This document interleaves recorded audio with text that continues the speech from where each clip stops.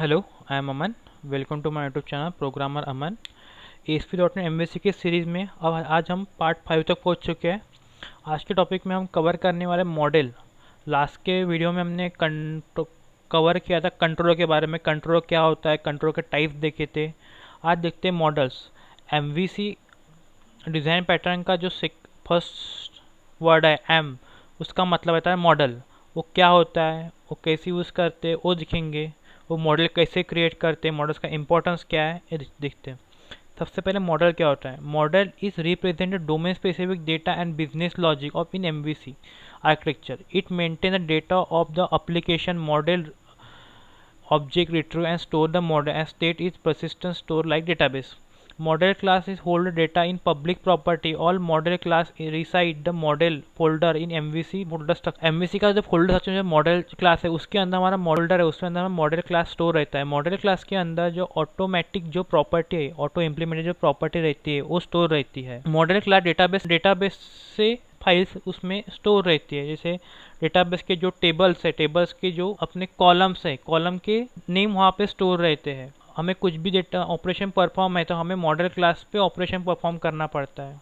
तो पहले देखते हैं मॉडल क्रिएट कैसे करते हैं। तो हम अपने जाते हैं अपने विजुअल स्टूडियो में। अब सर्च करता हूँ मैं यहाँ विजुअल स्टूडियो 2019 मैं ऊपर हो चुका है। मैं न्यू प्रोजेक्ट करता हूँ। यहाँ पे ना वेब एप्लीकेशन 4 क्रिएट, और यहाँ पे मैं एम्प्टी MVC एप्लीकेशन सेलेक्ट करता हूँ। क्रिएट करके ये मेरा प्रोजेक्ट बनना चालू हो चुका है।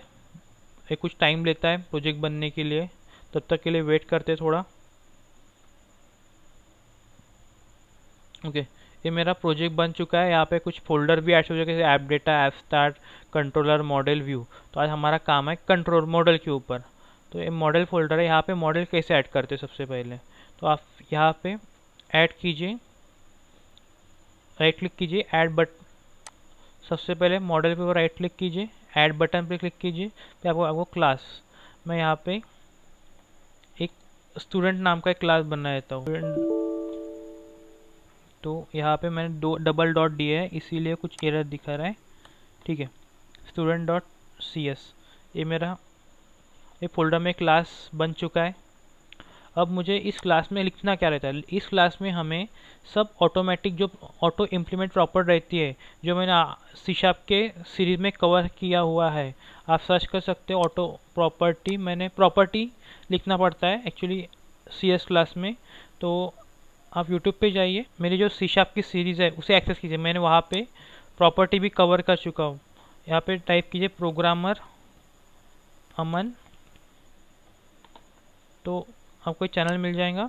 अगर मैं अभी तक 20 वीडियो बना चुका हूँ, जिसमें जो C# की प्लेलिस्ट है आप देख सकते हैं। C#.NET की प्लेलिस्ट है, वहाँ पे एक प्रॉपर्टी इन C#।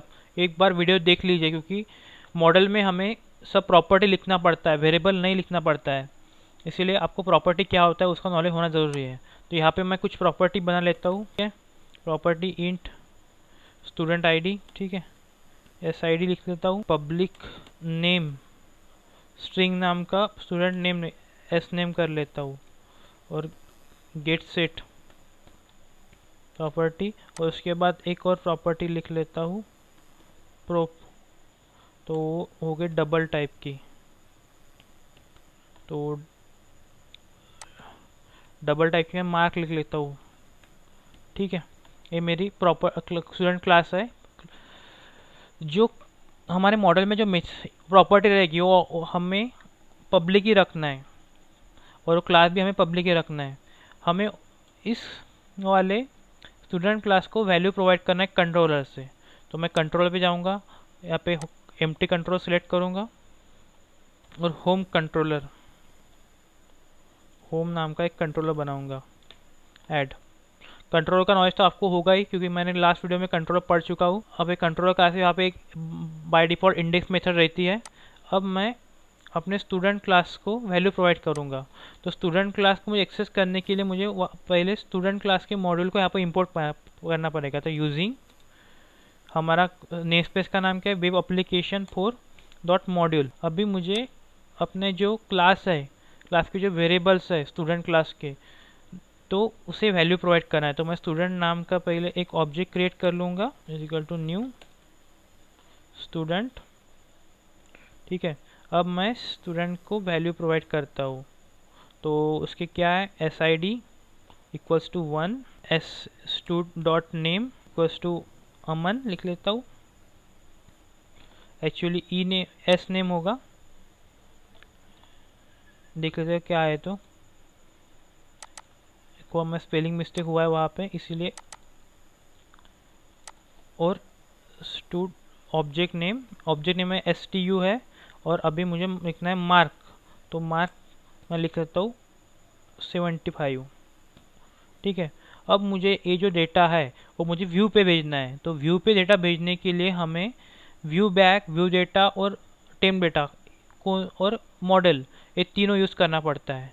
तो यहाँ पे हम फिलहाल तो व्यू डेटा यूज़ करेंगे, नहीं तो मॉडल यूज़ करते हैं। मॉडल के बारे में कैसे हम स्ट्रॉन्गली टाइप व्यूज यूज़ करें, स्ट्रॉन्गली टाइप मॉडल यूज़ करेंगे, उसके बारे में मैं बाद में पढ़ाऊँगा। फिलहाल तो आप इतना देख लीजिए कि मैं इसको वैल्यू असाइन किया है स्टूडेंट नाम के क्लास को, और यहाँ पे मैं ऐड करता हूँ एक व्यूज़ इंडेक्स और एक लिस्ट टाइप का व्यू क्रिएट करता हूँ, और यहाँ पे स्टूडेंट डॉट वेब एप्लीकेशन और ऐड कर लेता हूँ। ये कुछ टाइम लेगा व्यू क्रिएट करने के लिए। नेक्स्ट वीडियो में मैं व्यू के बारे में बताऊँगा, व्यू कैसे क्रिएट करते हैं, व्यू कौन कौन सी व्यू रहते हैं सी शार्प में, और कैसे हम डेटा कंट्रोलर से व्यू तक पहुँचाते हैं, व्यू से कंट्रोलर तक पहुँचाते हैं। तो यहाँ पे एक कोड ऑटोमेटिकली बन के आ गया है। एमवीसी की अच्छी बात है कि हमें मैक्सिमम जो व्यू का कोड है वो लिखना नहीं पड़ता है, ऑटोमेटिक क्रिएट हो जाता है। और आपको लिखना होगा तो आप लिख भी सकते हैं। अभी मेरा आउटपुट आ चुका है। स्टूडेंट आईडी में 1 दी थी, स्टूडेंट आईडी 1, नेम स्पेस अमन और मार्क 75। यहाँ पे मैं कुछ थोड़ा चेंज किया है क्योंकि मैं कुछ मॉडल बाइंडिंग में थोड़ा सा प्रॉब्लम आ रहा था, इसलिए मैं सब डेटा व्यू कंट्रोल के ऊपर जो डेटा था व्यू बैक से वैल्यू पहले असाइन की है, बाद में वो व्यू बैक में स्टोर करके व्यू तक पहुंचाई है और प्रिंट की है। व्यू बैक, व्यू डेटा और क्या होता है इसके बारे में नेक्स्ट वीडियो में पढ़ेंगे। आज के लिए इतना ही, मिलेंगे नेक्स्ट वीडियो में नए टॉपिक के साथ।